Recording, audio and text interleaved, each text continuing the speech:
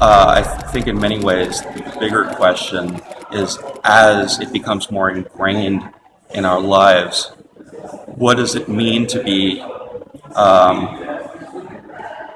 at the mercy of a handful of companies who control these platforms, where they can be making the decisions as to whether your account exists or not, or they take down your photos or not.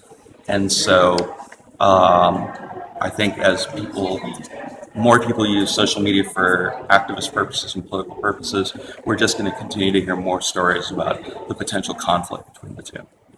Yeah, I think people have become much more sophisticated in the last few years of how to use social media to suppress journalists, to suppress activists. If you look at during the Arab Spring, Tunisia and Egypt, the governments didn't really know what to do using these tools to crack down on the public. They really didn't get it.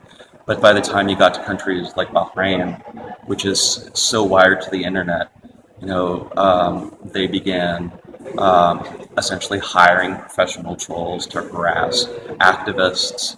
They employed a lot of off-the-shelf surveillance tools to insert malware on people's computers to track activists and the like. One of my biggest concerns is surveillance on journalists to get to our sources.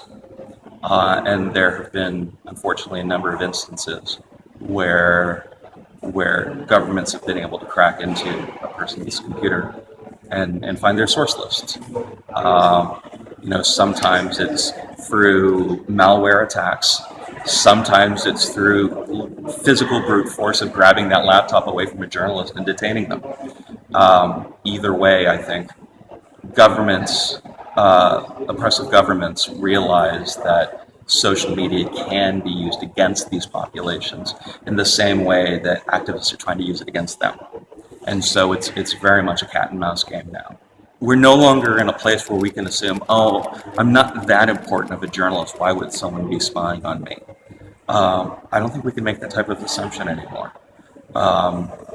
And so we all need to be not only prepared, we need to be instituting better ways of protecting ourselves and protecting our sources, because otherwise the tools that have helped us bring people together and covered them could be the very same tools to be used against them. A lot of it's still to be determined. We have very big aspirations to pursue new forms of aggressive independent journalism. So right now we've got the Intercept, Glenn Greenwald's site, and Matt Taibbi will soon be rolling out a site too. But beyond that, we're still making those decisions. We're not under pressure. We don't have the pressures of a legacy news organization where we have to publish on a daily basis because we have a print run that needs to go out. Nor are we under pressure to come up with something by a foundation's annual report due date. And so we're actually trying to take our time right now. We're spending a lot of time offline brainstorming, listening to our colleagues. And so as much as I'd love to give you really detailed answers, we haven't made a lot of decisions yet, and because we get the luxury of time.